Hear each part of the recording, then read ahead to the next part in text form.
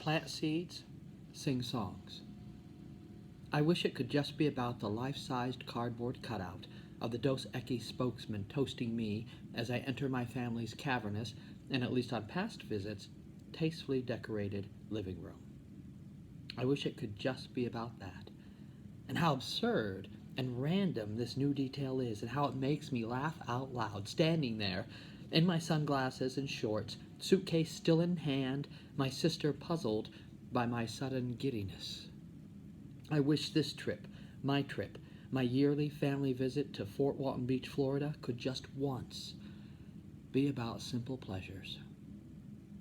Like giggling at an enormous two-dimensional paper man selling Mexican beer in the middle of my family's living room.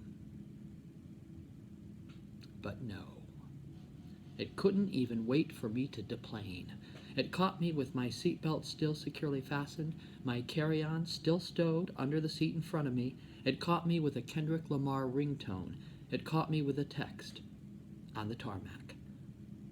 I went straight from the plane to emergency. Riding shotgun, my sister driving, my brother wrestling my luggage in the back seat, trying to dig out my supersized Old Spice stick deodorant so I can retrieve the marijuana I smuggled in its ass end. I listen as my sister tells me that they took my mother in for her mammogram, and whilst walking in the hospital with her walker, my mother somehow stopped walking and fell.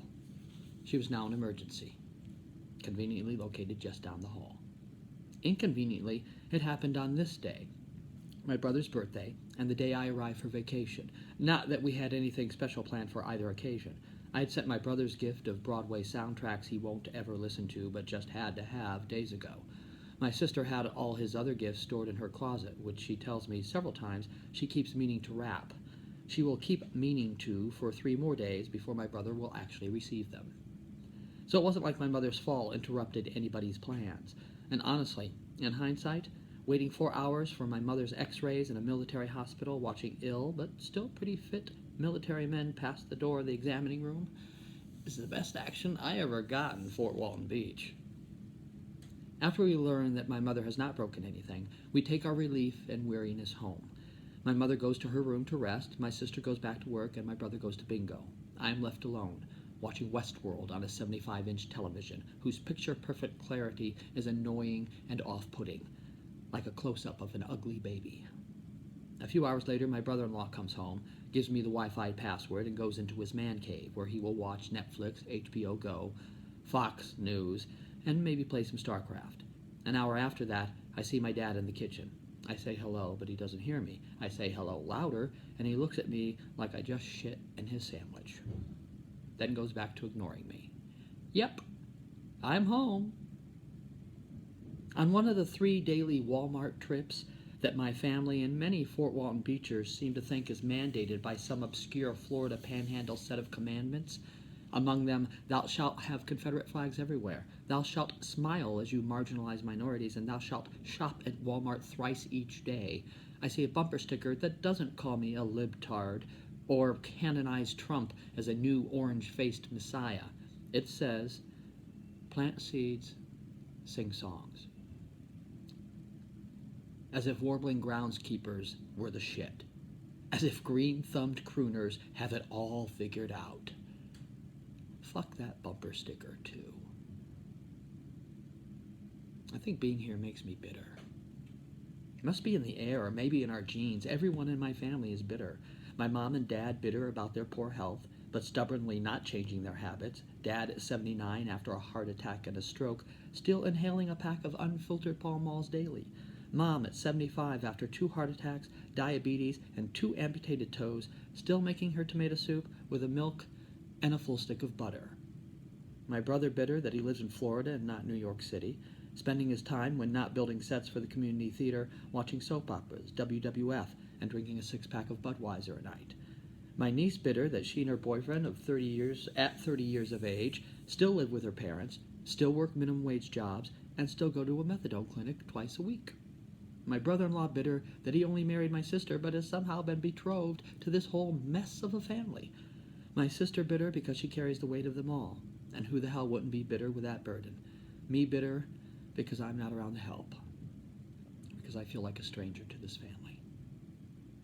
It is that guilt that makes me do as much as I can when I'm home, like Mary Poppins on crack, doing dishes, sweeping, making my mother's meals, making sure she takes her pills, anything I can do to help. While watching RuPaul's Drag Race with my sister on the 10th day of my visit, she tells me, "I don't know what I'm going to do when you go back." The next day, while stopping by her real estate office on my way to help my brother get his state ID, her coworker confides to me how glad she is my sister finally has some help.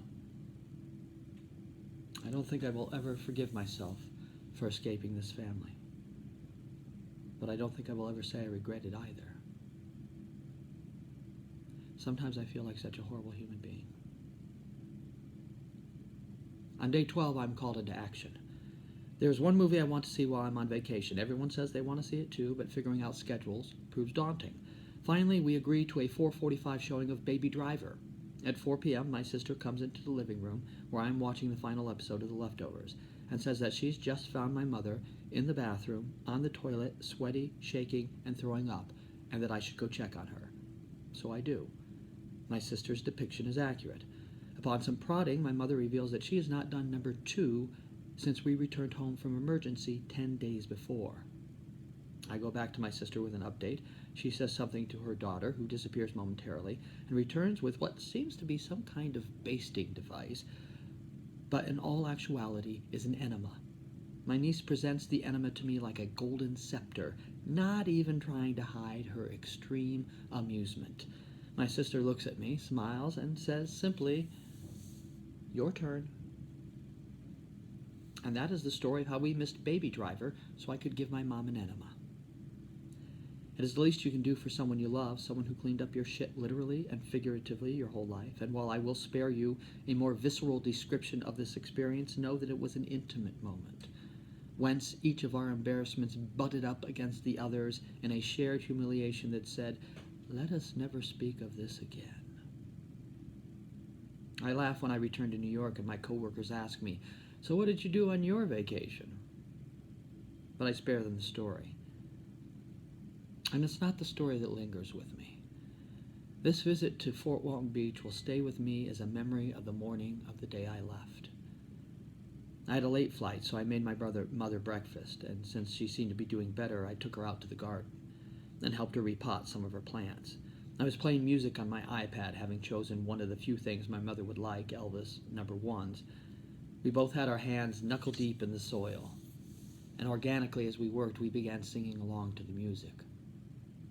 Love me tender, love me true, never let me go. You have made my life complete, and I love you so. We sang to each other, sang to ourselves, and then laughed at how out of tune we both were. And that's when it hit me. Plant seeds, sing songs. Maybe that is the answer. Maybe that is our hope. Now, was there really any hope for a family with a life-size cardboard cutout of the Dos Equis spokesman in their living room?